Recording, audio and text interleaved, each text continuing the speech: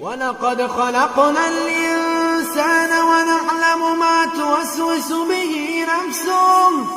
ونحن أقرب إليه من حبل الوريد إذ يتلقى المتلقيان عن اليمين وعن الشمال قعيد ما يلفظ من قول إلا لديه رقيب عتيد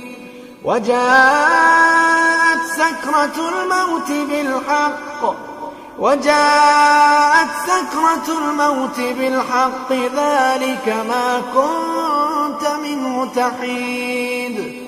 ونفخ في الصور ذلك يوم الوعيد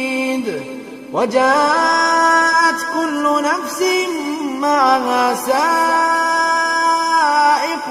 وشهيد